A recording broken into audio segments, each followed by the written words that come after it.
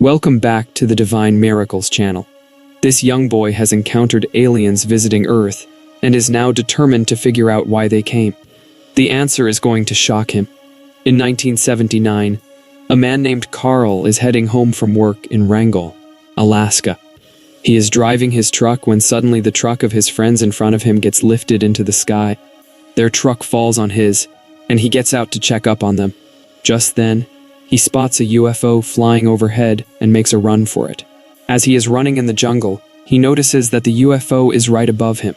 A beam comes out of the UFO, which starts lifting him off the ground and renders his body completely stiff. In the present day, a young man named Isaac Cypress arrives at a NASA Jet Propulsion Laboratory where he works. He and his friend Beck are playing a little game where Beck uses NASA satellites to send out a signal, and Isaac has to find it. He finds the signal very easily, but Beck says that's not the signal he sent out. They discover that this signal has been sent out from somewhere in Canada. It's curious because there are no registered grounded satellites there. Just for fun, Isaac sends out a copy of this signal for Beck to later find. Later at night, as Isaac is working, his computer receives a signal from an unknown source in space. It contains a lot of random code, and Isaac is curious about it. Next, Isaac's therapist advises him to start keeping a video diary, so he starts taking his camera everywhere with him. One day, as Isaac is making a video diary after a hike, a meteor comes crashing down near where he is sitting. Fighter jets arrive, and sirens go off in the distance. Isaac figures out that the entire region is about to be sealed off to the public. He hides in the bushes so that the authorities can't catch him and throw him out. He makes his way toward where the meteor crashed, and when he gets there, he spots a UFO. Isaac turns on his camera to record the UFO, but just then, it vanishes into thin air. Isaac turns around to find that an alien is standing behind him. As discreetly as possible, Isaac presses the record button on his camera. The alien stares at Isaac for a few moments and then walks away. After the alien departs, Isaac makes a frantic attempt to escape, but midway through his run, he loses consciousness. 3 days later, he awakens in a completely unfamiliar location. Upon checking his camera, he discovers that he still has footage of the alien encounter and of himself being lifted off the ground. Additionally, he notices a peculiar mark on his arm. Isaac returns home and sits on his bed, deep in contemplation. Startled, he witnesses his TV vanish before his eyes and instinctively reaches out, finding his hand passing through an invisible barrier as if entering another dimension. With focus, Isaac concentrates on the spot, and the TV reappears. It dawns on him that he possesses the ability to make objects disappear into other dimensions. To confirm this, he repeats the experiment with his camera. Seeking answers, Isaac visits a doctor who x-rays his arm, revealing a perfectly straight fracture, as if it were deliberately cut with a knife. Arriving at work, Isaac demonstrates his newfound power to Beck, making objects vanish into other dimensions. However, Beck, unable to perceive the object's relocation, remains skeptical. Skeptical Isaac shares the footage of the alien encounter with Beck, leaving him shocked.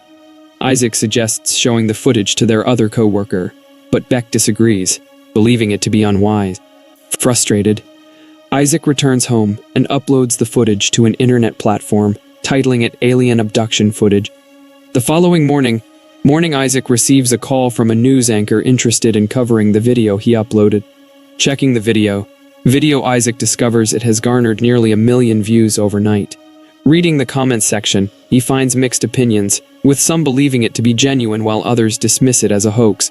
Throughout the day, Isaac is inundated with calls from various news agencies and magazines, requesting interviews. Eventually, he succumbs to the pressure and agrees to appear on a news channel. During the interview, Isaac presents the footage and recounts his abduction experience, aiming to shed light on the truth. However, the interviewer ridicules him, insinuating that having a camera during an alien encounter seems too coincidental. Over the following days, Isaac's story spreads through the media, resulting in divided opinions. Half the people support him, while the other half accuse him of seeking attention through fabrication. Meanwhile, Isaac delves into research, reading articles about other abduction stories. he discovers striking similarities between his own experience and those of other individuals. Intrigued, he reaches out to a girl named Sarah, who has had her own encounters, and they arrange a meeting. During their meeting, Isaac shares his belief that alien encounters have occurred on Earth for a significant period. He mentions historical paintings depicting such encounters and scientists receiving enigmatic signals from space. Sarah brings up the alien abduction in Wrangell, Alaska, involving a man named Carl who vanished after publicly sharing his story. Motivated by his discoveries, Isaac decides to share copies of his footage with online platforms dedicated to reporting abductions. While depositing the copies in a mailbox, he encounters a man named Keith, who introduces himself as a writer. Keith sympathizes with Isaac, disapproving of how the media has treated him. He offers to craft a detailed story where Isaac can present his side. After careful consideration, Isaac embraces Keith's proposition the following morning. Upon reaching Keith's office, Keith proposes that the most effective way to authenticate Isaac's story is by subjecting him to a lie detector test. Isaac agrees, and Keith proceeds to demonstrate how to wear the lie detector equipment. After Isaac truthfully answers all the questions regarding his abduction, leaving no room for doubt, Keith's expression becomes tense. He abruptly leaves the office without explanation, prompting surprised Isaac to follow. To his surprise, Isaac witnesses two individuals dressed like agents approaching down the hallway. In an attempt to evade them, he tries to flee but is shot, resulting in him losing consciousness. Upon regaining consciousness, Isaac finds himself being dragged by two androids. Helpless, he is taken into a white room and firmly bound to a chair. From there, he notices Sarah also being forcibly taken away. Within the facility, a screen in front of Isaac reveals Keith, whose actual name is Agent Graves. Graves informs Isaac that they are assessing the extent of his exposure. Various objects are presented before Isaac, and he is instructed to concentrate on them. Despite his efforts, nothing remarkable occurs. Frustrated Isaac eventually ceases to cooperate and demands answers regarding their whereabouts and Sarah's. In response, Graves inquires if Isaac knows the whereabouts of Carl, to which Isaac falsely denies having any knowledge. Seizing the opportunity, Isaac breaks free from his restraints and engages in a struggle against the androids, aiming to escape. As he flees, Isaac glimpses Sarah confined in a room and, astonishingly, manages to unlock the door using his telekinetic abilities. Together, they make a daring escape while the androids pursue them, firing shots. Miraculously, they succeed in exiting the facility, only to discover that they are presently in Costa Rica. Graves instructs his men to tail Sarah and Isaac, anticipating their search for Carl and hoping it leads them to him. Realizing that gaining internet access may aid their quest, Isaac expresses his conviction that he may find Carl, whom he desperately wishes to contact, if given the opportunity to go online. A local woman at a restaurant provides them with directions to meet a man named Zed, who possesses the means to grant them internet access. Sarah and Isaac meet Zed, an expert hacker and tech enthusiast. However, their meeting is interrupted by the arrival of the androids, forcing them to hastily depart. Zed leads them to his jungle residence, equipped with an untraceable internet connection. En route, Zed reveals that the androids are employed by the International Space Research Program, ISRP, a highly classified agency. Despite employing his hacking skills, Zed fails to uncover any trace of Carl on the internet or in government records. Isaac recalls the peculiar signal he and Beck detected originating from Canada. By hacking into NASA servers, they track the signal's origin, ultimately discovering Carl's location. Zed reveals the presence of a functional laptop in his house, which they utilize to initiate a video call. Initially hesitant Carl is eventually compelled to listen as Zed gains unauthorized access to his laptop. Isaac promptly recounts his abduction story before Carl can terminate the call. Isaac mentions transmitting a copy of Carl's signal into space and receiving a response on the SME night. Intrigued, Carl demands to witness the response, prompting Isaac to send it to him. Carl successfully decrypts the enigmatic code within the response and plays the corresponding audio. To their astonishment, an alien voice emerges, providing a specific time and location of arrival. They are scheduled to arrive at Carl's house 5 days later. Following this, Carl abruptly powers down his computer. Computer Isaac insists that they must go to Carl's house, while Sarah expresses hesitancy. However, Zed eagerly asks if he can accompany them. Utilizing his connections in Costa Rica, Zed arranges for a private plane to transport them to Canada. Unbeknownst to them, Graves has secretly implanted trackers in Sarah and Isaac, allowing him to monitor their movements throughout their journey. After a lengthy trip, Zed, Sarah, and Isaac finally reach suspicious Carl's residence. Initially suspicious, Carl eventually welcomes them into his home.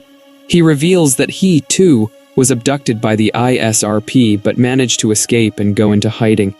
For the past 2 decades, Carl has dedicated himself to establishing contact with the aliens once again.